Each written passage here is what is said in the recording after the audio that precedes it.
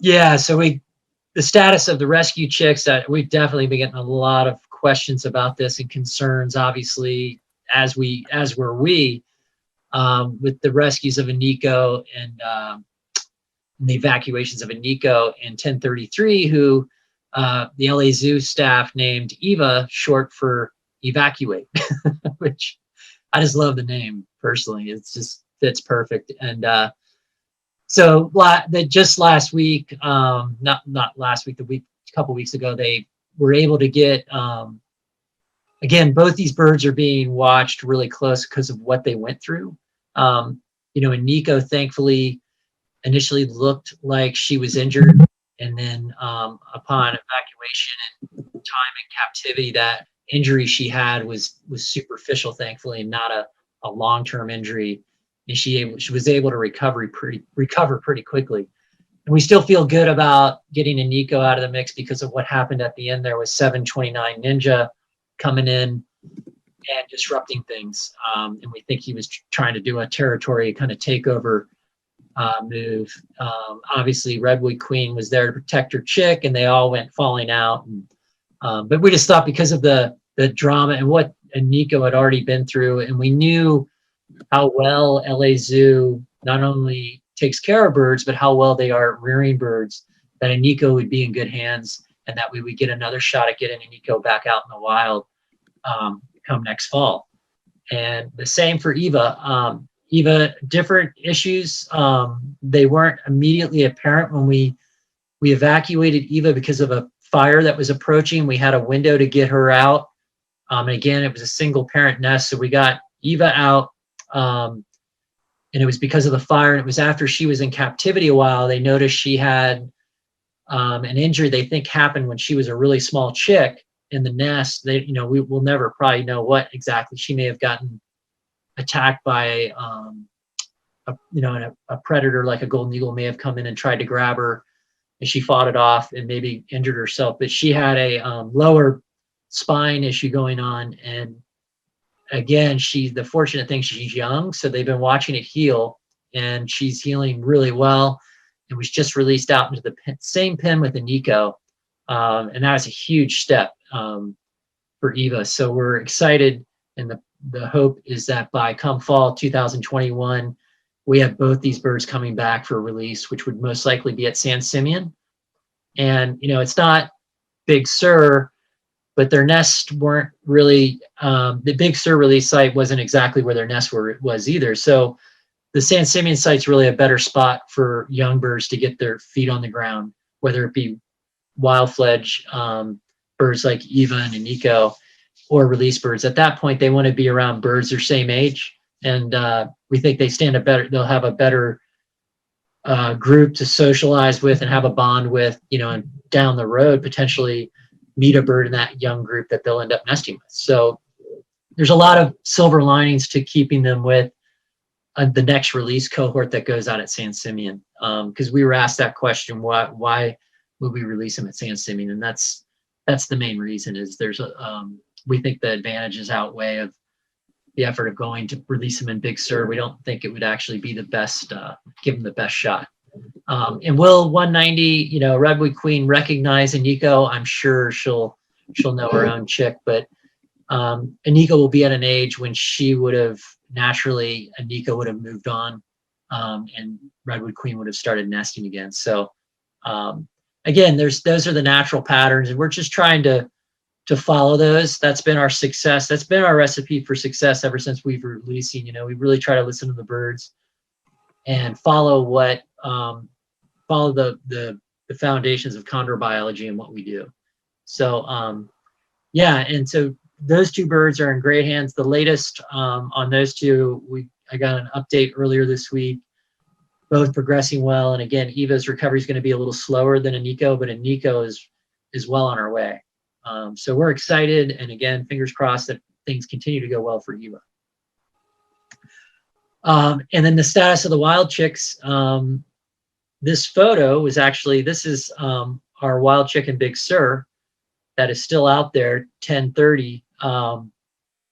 And Stephanie took this photo. Maybe you can talk about this photo, Stephanie, and when you took it and the situation, because this was This is our last visual of this chick.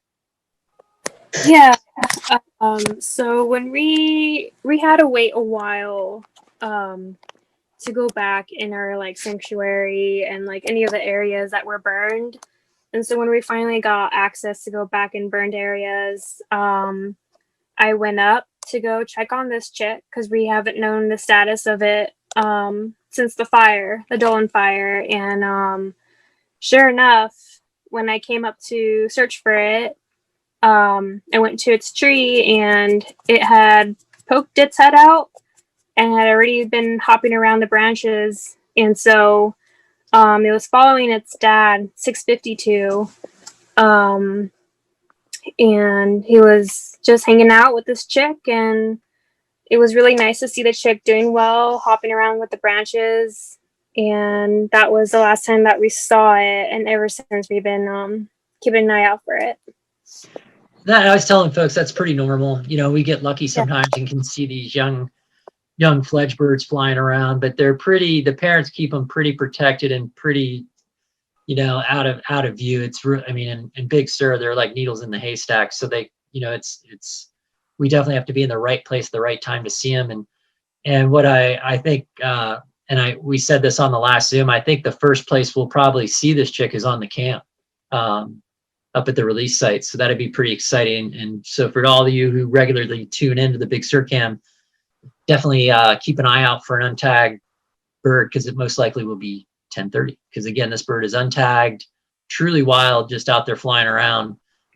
So it's you know, it's typically right around, we always joke, it's always our Christmas present every year. We get to see these untagged show up at the release site. So the timing's about right for you know, for our Christmas present. So I'm hoping that that would be my big, that'd be high on my list to get a visual of this chick on the cam pretty soon. Yeah, and so Pinnacles has 3 wild fledged. They have 1021, 1027, and 1034. And from what we've heard from that crew, things are progressing well. And again, they're getting visuals here and there. Some chicks more than others. And so, you know, again, time will tell. And we can tell by the behavior of the parents that these parents are all still caring for their chicks, just as we suspect for 1030. The parents are their behavior is very telling of what they're doing.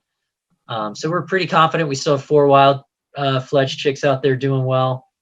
And again, you know, for a year where we had such devastating blows in terms of to the population, you know, we started with 8 chicks this year. Some of those perished in the fire. We had 2 that were evacuated. To still be at 4 is pretty darn good. It's not ideal, but it's still, we'll take it. It's still a step in the right direction. Any year we have wild fledged chicks in the out there in the wild, it's a huge success, and that's really the future of the species. So the flock overall, the population is now, you know, since the fires and since we've been adding release birds, Pinnacle still has 2 birds to release, but we're at just above 90 birds. So that's actually, we're moving back in the right direction. I think we're at 93. We have a few birds in captivity. One bird, 901, is getting treated for burns. He survived the fire, but has he was captured at Pinnacles and shown to have some severe burns. So he's recovering at LA Zoo. And then there's 2 other birds in treatment for lead poisoning that we think will be okay. So yeah, so things are slowly, you know, we're slowly getting back to where we were. We were just over 100 birds before the fire hit. We think, you know, after this nesting season and we get into releases next year, we'll be well past 100 birds and back to where we were. So it was a setback for us, but again, you just got to pull up your bootstraps and keep pushing forward. And we know the birds can do it. You know, they're incredibly resilient, incredibly strong. You know, you guys can just see it. For you that watch the cam, just how persistent these birds are. And we're coming into probably one of the most exciting times of year. We're into nesting season, just right on the precipice. So I thought it'd be cool if the crew kind of give us a 2021 nest preview. Who's looking like who's looking like they're going to go this year? And the other question, guys, is a lot of the viewers have been asking about Redwood Queen and have we seen any developments there? So I don't know who wants to go first there, Darren, if you want to. Well, I'm actually going to pass it off to Evan because he saw some interesting display behavior the other day, or mentioned it to me at least. So. Yeah. So the other day I was tracking the coast and I did see the trio up on top of the ridge of the mountain, and it looked like maybe 204 was displaying to 646. So maybe something's happening there. I know another volunteer, Tim Huntington, has a nice photo of that happening as well. So we're definitely monitoring that, keeping an eye out for it. There also was some activity earlier this week on the slope with 219 possibly displaying to 311. So hoping that would be a cool repair because 311 lost 567 after the fire. So that would be great if she could. That'd be a new pairing. Yeah, and they're both widowed, so that would actually be kind of cool, Yeah, no, I'm really excited. I'm hoping that one happens. That would be really great to see. Yeah, has anybody seen anything with Redwood Queen? I haven't seen anything real clear. It's still kind of a gray area for me, but maybe someone else has seen something. I'll just say I haven't seen anything with her yet either. I mean, still a lot of time left. Yeah, some others that we're monitoring, 171 and 209 are frequently together up at the Big Sur release site, and 208 and 168 are actually up there right now together. So yeah, those are two pairs we're monitoring as well. I don't know, Moet, if you're still with us, you want to say if you've seen any of the trio down at San Simeon displaying? I don't know if he's still on. Yeah, he might not be. But so that's another one we're keeping an eye on, at least, is 566, 725, and 711. Yeah, and it was sad they lost their chick this year in the fire, but we're pretty sure they'll give it a go this year. I mean, they're probably one of our higher probability pairs to nest, as are the trio, 204, 646, and 470. The trios keep coming up, and I think it is something in condors that we didn't really know at the beginning when we started working with them, that trios were more common than they are. And they've documented trios in other flocks, the flock in Southern California. It's happened over at Pinnacles, and it's happened out in Arizona. So we're thinking trios are not necessarily unusual for condors. And we've seen it be where it's two males and a female, or two females and a male over the years. So there could be a strategy to it. There is a strength in numbers kind of approach where if one of the pair of that trio were to die, the other one would be able to step in and take over. So it is an interesting, another fascinating look into the world of condors is just, when we get into looking at these pair bonds and these trios, it's, we're learning as we go. And it's just, again, just more amazing stuff we're learning about these birds. And again, these photos here, I think this is 209 and 171, and the photos right here that Stephanie took here. And then up there in one of their favorite snags. Yeah, they're one of the more, I don't know how to put it. You see them a lot, and they're not too shy about, showing their affection for each other. So there's always a guarantee when you go up to the Big Sur site, you're going to see 209 and 171 front and center. And he's a very dominant bird. And she's a pretty dominant female. So they're definitely out and about. Anytime you're in that zone, they let their presence be known. So we're excited that they give it a go. They're two of our older pairs, and two of our older birds, I'm sorry. And they're both pretty experienced, so we're hoping they're going to give it a go this year. Now, Joe, when you're talking about these courtship displays, I think you're referring to when they spread their wings out like we see on the camera. But Marilyn wants to know if there are aerial displays between the pair members, kind of like what we see with some raptor species. Do they have any aerial displays?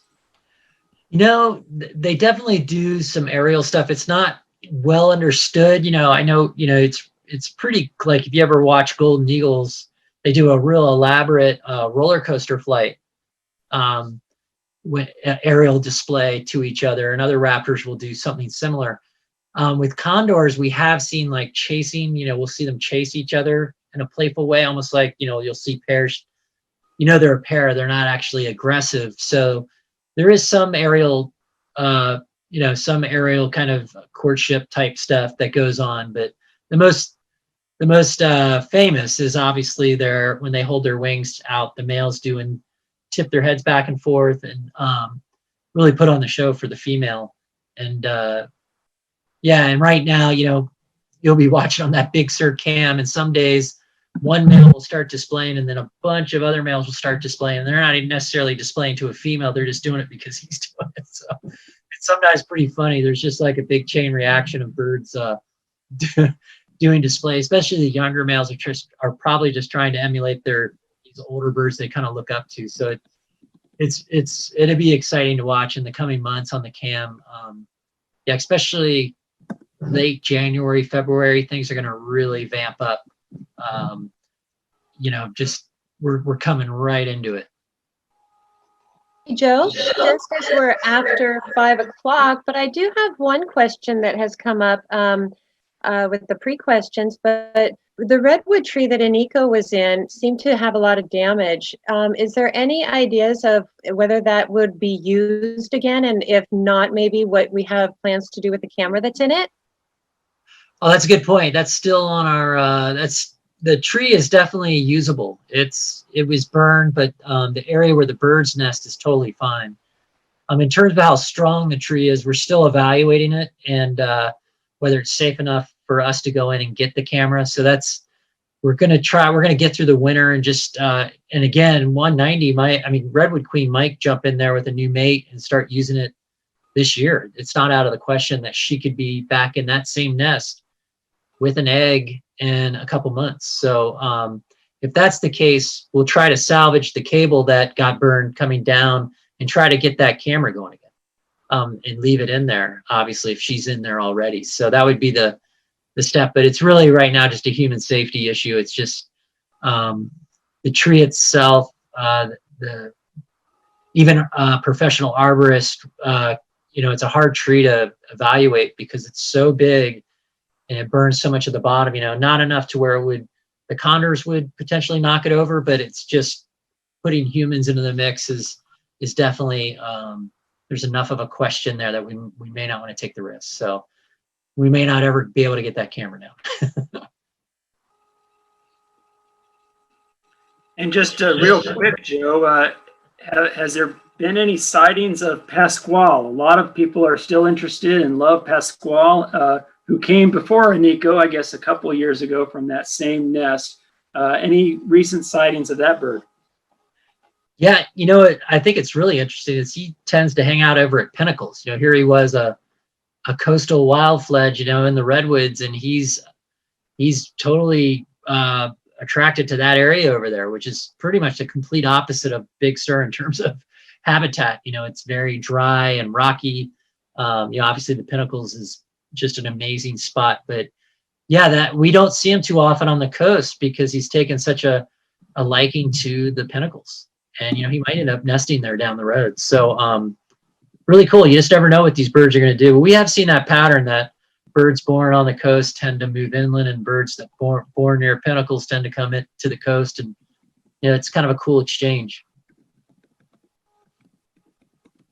And I wanted to part today on another happy holiday note. We can't help but putting Santa hats on condors. So this is Stephanie's fine work, but yeah, we just want to wish everyone a very happy and safe holidays. Obviously, we're all still trying to get through this COVID thing, and you know, and we hope the this window into condors, and our work is, you know, can uplift your spirits in a time of like we're in. And again, you know, the holidays are a time where you just it's good to reflect and look at the environment, and you know, and it's we're really happy to see how well the condors are doing, considering how much they got knocked down by that fire. And I can't say it enough. And you know, I think I'm not alone in saying how resilient these birds are, and there is no doubt in our minds they will bounce back. They are definitely fighters, and you know, we're very much looking forward to 2021 and a bright future for the species. And yeah, and I think actually next time we see you folks, we'll be in 2021. So again, thank you for joining us tonight. Thank you for the field crew for being here, for Mike and Kathy and Mo and Jonathan down there. Really great to see everybody again. See all of you. Thank you for tuning in as always. And again, have the happiest of holidays, and we'll see you next month. Thanks, everyone.